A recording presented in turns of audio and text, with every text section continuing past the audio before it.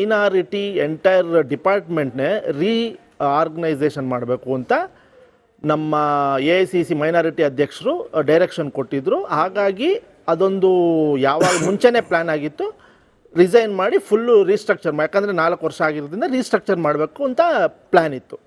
Second, ಒಂದು ನಿಮಿಷ ಕೇಳ್ರಿ.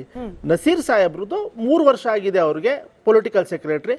ಮುಂದಿನ ದಿನಗಳಲ್ಲಿ ಅದೇ ಜನಾಂಗಕ್ಕೆ ಅದನ್ನ ಅವಕಾಶ ಮಾಡ್ಕೊಳ್ಳೋಣ ಅಂತ CM ಹೇಳಿದ್ದಾರೆ, ಸುರ್ಜೇವಾಲಾ ಅವರು ಹೇಳಿದ್ದಾರೆ.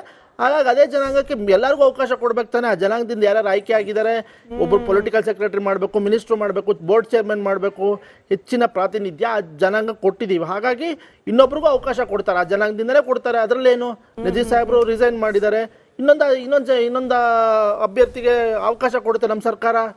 ಏನ ಸರ್ಕಾರ ರಿಸೈನ್ ಮಾಡಿಲ್ಲ, ಒತ್ತಾಯಪೂರ್ವಕವಾಗಿ ನಿಮ್ಗೆ ಗೊತ್ತಿದ್ರೆ ಮಾತಾಡಿ. ಇಲ್ಲ ನೀವು ಪಕ್ಷದಿಂದ ಕೂತಿದ್ರೆ ನಾವು ಪಕ್ಷದಿಂದ ಪರವಾಗಿ ಬಂದಿದ್ದೀವಿ, ಪಕ್ಷದೊಳಗಡೆ ಏನ್ ನಡೆದಿದೆ ನಮಗಿಂತ ನಿಮ್ಗೆ ಚೆನ್ನಾಗಿ ಗೊತ್ತಿದ್ಯಾ? ನಿಮ್ಗೆ ಗೊತ್ತಾ? ನಮ್ ಜೊತೆ ಕೂತ್ಕೊಳ್ಳಿ. ನಿಮ್ದು ಅನ್ಯಾಯ ಗೊತ್ತಲ್ಲ, ನಮ್ ನಾಯಕರನ್ನೇ ತೆಗ್ದಾಕ್ಬಿಡ್ತೀರಾ?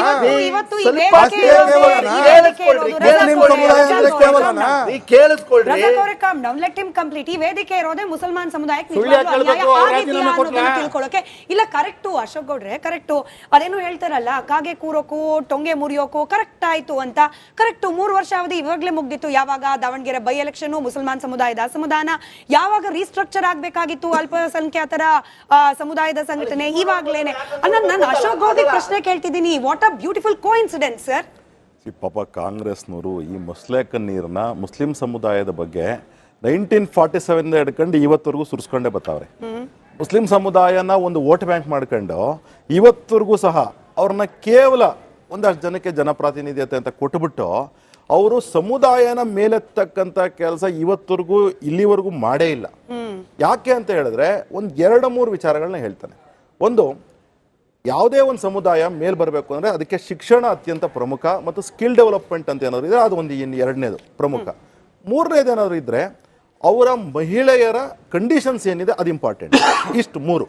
ಅದಕ್ಕೆ ಫಾರ್ ಎಕ್ಸಾಂಪಲ್ ನಾನು ಇದೇ ಮಾಧ್ಯಮದಲ್ಲಿ ಹೇಳಿದ್ದೇನೆ, ಇನ್ನೊಂದು ಸತಿ ರಿಪೀಟ್ ಮಾಡ್ತಾನೆ. ಶಿಕ್ಷಣಕ್ಕೋಸ್ಕರ ಒತ್ತು ಕೊಟ್ಟು ಮನಮೋಹನ್ ಸಿಂಗ್ ಸರ್ಕಾರನೇ, ನಾವು ಅಂತ ಹೇಳ್ತಿಲ್ಲ, ಮನಮೋಹನ್ ಸಿಂಗ್ ಸರ್ಕಾರ ಮದ್ರಾಸಾಗಳ ಎಜುಕೇಷನ್ ಸಹ CBSE, ICSE ಮತ್ತು ಸ್ಟೇಟ್ ಬೋರ್ಡ್ ಫಾರ್ಮೆಟಲ್ಲಿ ಇರಬೇಕು ಅಂತ ಹೇಳಿ ಒಂದು ಡೀಟೇಲ್ಡ್ ರಿಪೋರ್ಟ್ ಕೊಡಿ, ಮದ್ರಾಸಾ ಕಂಡೀಷನ್ಸ್ ಏನಿದೆ ನಿಮ್ಮ ರಾಜ್ಯಗಳಲ್ಲಿ ಅಂತ ಹೇಳಿ ಕೇಳ್ತಾರೆ. ಯಾವಾಗ ಲಾ ಮಾಡ್ತಾರೆ ಅಂದರೆ 2009, 10, 11ರಲ್ಲಿ ಲಾ ಮಾಡ್ತಾರೆ.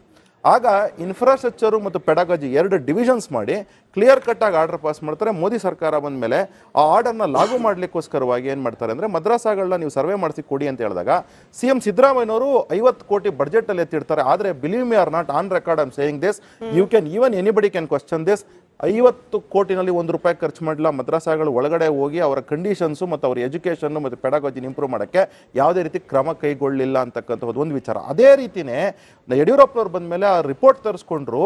ಅದಾದಮೇಲೆ ಈಗ ಸಿದ್ದರಾಮಯ್ಯನವ್ರು ಬಂದು ಕನ್ನಡನ ಕಲಿಸ್ಲೇಬೇಕು ಮದ್ರಾಸಾಗಳಲ್ಲಿ ಅಂತ ಹೇಳಿದ್ರೆ ಅದನ್ನು ತೆಗೆದುಹಾಕ್ಬಿಟ್ರು. ಇವತ್ತು ಕನ್ನಡ ಕಲಿಸ್ಲೇ ಇಲ್ಲ, ಒಂದು ಉದಾಹರಣೆ. 2ನೇ, ಸ್ಕಿಲ್ ಡೆವಲಪ್ಮೆಂಟ್ಗೆ ಇವತ್ತವರೆಗೂ ಸಹ ಮುಸಲ್ಮಾನರಿಗೋಸ್ಕರವಾಗಿ ನೀವೊಂದು ಆಟೋ ಕೊಟ್ಬಿಟ್ರೆ ಅವರು ಸ್ಕಿಲ್ ಇಂಪ್ರೂವ್ ಆಗಿಬಿಡಲ್ಲ. ಯಾಕೆ ಅಂದರೆ ಅವ್ರಿಗೆ ಬೇಕಾಗಿರ್ತಕ್ಕಂತಹ ಏನೇನು ಟೂಲ್ಸ್ ಇದೆ, ಅಂದರೆ ಏನೇನು ವ್ಯವಸ್ಥೆ ಇದೆ, ಅದು ಸ್ಕಿಲ್ ಡೆವಲಪ್ಮೆಂಟ್ಗೆ ಇವತ್ತವರೆಗೂ ರಾಜ್ಯ ಸರ್ಕಾರ ಒಂದೇ 1 ರೂಪಾಯಿ ಖರ್ಚು ಮಾಡಿಲ್ಲ ಅಂತಕ್ಕಂಥದ್ದು ನೋಟಬಲ್ ವಿಚಾರ. 2ನೇದು. 3ನೇದು, ರಾಜೇಂದ್ರ ಕುಮಾರ್ ಸಾಚಾರ್ ಅವರು ಕಮಿಟಿ ರಿಪೋರ್ಟಲ್ಲಿ ಹೇಳ್ತಾರೆ, ಕ್ಲಿಯರ್ ಕಟ್ ಆಗಿ ಹೇಳಿದ್ದಾರೆ, ಟ್ರಿಪಲ್ ತಲಾಕ್ ಏನಿದೆ ಇದೊಂದು ದೊಡ್ಡ ಅವ್ಯವಸ್ಥೆ ಆಗ್ಬಿಟ್ಟಿದೆ ಮುಸ್ಲಿಂ ಕಮ್ಯುನಿಟಿ ಹೆಂಗಸರುಗಳಿಗೆ, ಅದರಿಂದ ತೆಗಿಲೇಬೇಕು ಅಂತ ಹೇಳ್ತಾರೆ. ಆದರೆ ಕಾಂಗ್ರೆಸ್ ಅವರು ಮೊಸಳೆ ಕಣ್ಣೀರು ಸುರಿಸಿ ಹೆಂಗಸರುಗಳಿಗೆ ರಿಕ್ವೆಸ್ಟ್ ಮಾಡ್ತಾರೆ. ಅನೇಕ ಜನ ನಾವು ಮಾಧ್ಯಮಗಳೆಲ್ಲ ತಾವೆಲ್ಲ ರಿಪೋರ್ಟ್ ಎಲ್ಲ ನೋಡ್ತೀರಾ, ಏನಂತಂದ್ರೆ ಇಟ್ ವಾಸ್ ದೊಡ್ಡ ಪಿಡುಗದು, ಅದನ್ನ ತೆಗೆದಿದ್ದು ತುಂಬಾ ಒಳ್ಳೆಯದು ಅಂತ ಹೇಳ್ತಾರೆ. ಕ್ಲೋಸ್ ಡೋರ್ಸ್ ಹೇಳ್ತಾರೆ, ಓಪನ್ ಡೋರ್ಸ್ ಹೇಳ್ತಾರೆ, ಬೇರೆ ವಿಚಾರ. ಆದರೆ ಅದನ್ನ ತೆಗೆದಕ್ಕಂತಹ ಕೆಲಸ ಮಾಡಿದಾಗ ಕಾಂಗ್ರೆಸ್ನವರ ನಿಲುವೇನಾಗಿತ್ತು ಅಂತಕ್ಕಂಥದ್ದು ಇಂಪಾರ್ಟೆಂಟ್. ಅಂದ್ರೆ ಈ 3 ವಿಚಾರ ನೋಡಿ. ರಾಜಕೀಯದ ಪ್ರಾತಿನಿಧ್ಯತೆಗಳನ್ನ ನೀವು ಯಾರೋ ಒಬ್ರು ಕೊಡ್ತೀರಾ, ಕೊಡಿ, ನಮ್ದೇನು ತಕರಾರಿಲ್ಲ. ಆದರೆ ವಿಚಾರ ಏನು ಅಂದರೆ, ಎಂಟೈರ್ ಸಮುದಾಯನ ಇವತ್ತವರೆಗೂ 79 ವರ್ಷ ಆಗಿದೆ, ನೀವು ಯಾವುದೇ ಒಂದು ಕಮ್ಯುನಿಟೀಸ್ ಬಗ್ಗೆ ನಿಮಗೆ ಕನ್ಸರ್ನ್ ಇಲ್ಲ. ಬರೀ ಮಸ್ಲೆಕ ನೀರು ಅಧಿಕಾರ. ಯಾರಪ್ಪ ಅಧಿಕಾರ? ಇವತ್ತವರೆಗೂ ಇಡೀ ದೇಶದಲ್ಲಿ ಸರ್ ರೆಪ್ರೆಸೆಂಟೇಷನ್ ವಿಚಾರದಲ್ಲಿ ಕಾಂಗ್ರೆಸ್ ಹಾಗೆ ಬಿಜೆಪಿಯನ್ನ ತಕಡಿಯಲ್ಲಿ ಹಾಕಿದ್ರೆ ಯಾವ್ದ್ರ ತೂಕ ಹೆಚ್ಚು ಅಂತ ಹೇಳಿ ಜನರಿಗೆ ವಿಶೇಷವಾಗಿ ಹೇಳೋ ಅವಶ್ಯಕತೆ ಇಲ್ಲ. ಜನರು ದಡ್ರು ಅಲ್ಲ. So let's come back to the topic. Nazeer Ahmed ಅವ್ರದ್ದು ಹಾಗೆ ಈಗ ಅಬ್ದುಲ್ ಜಬ್ಬಾರ್ ಅವರ ಮೇಲಾಗಿರುವ ಕ್ರಮ, ಇದು ಕ್ರಮವೇ ಅಲ್ಲ. It's just a normal routine ನೋಡಿ, ಪ್ರಾಸೆಸ್. ಇದನ್ನ ಅವ್ರು ಒಪ್ಪಬಹುದಾ? ಇವತ್ತು ಯಾವ್ದು ಕೋಳಿ ಮೊಟ್ಟೆ ಇಡ್ತದೆ ಆ ಕೋಳಿನ ಸಾಕ್ತಾವ್ರೆ. ಯಾವ್ದು ಸರ್ ಉದಾಹರಣೆಗೆ ಕೋಳಿ ಫಾರ್ ಅದು ಮೊಟ್ಟೆ ಎಕ್ಸಾಂಪಲ್ ಇಡ್ತಾ ಇರೋದು? ಒನ್ ಟೈಮ್ ಅಲ್ಲಿ ಜಾಫರ್ ಶರೀಫ್ ಅವರು ಓಟ್ ತಂದು ಕೊಡ್ತಿದ್ರು, ಅವ್ರು ಸಾಕ್ತಾ ಇದ್ರು. ಇವತ್ತು ಜಮೀರ್ ಅಹಮದ್ ಅವರು ಓಟ್ ತಂದು ಕೊಡ್ತಕ್ಕಂಥ ಕೆಪಾಸಿಟಿ, ಅವ್ರನ್ನ ಸಾಕಕ್ಕಂತ ಸಿದ್ದರಾಮಯ್ಯನವರು ಪ್ರಯತ್ನ ಮಾಡ್ತಾರೆ. ಅದು it's an internal infight between D K Shivakumar versus Siddaramaiah, ವೆರಿನ್ ಜಮೀರ್ ಅಹಮದ್ ಈಸ್ ಬ್ಯಾಕಿಂಗ್ ಸಿದ್ದರಾಮಯ್ಯ.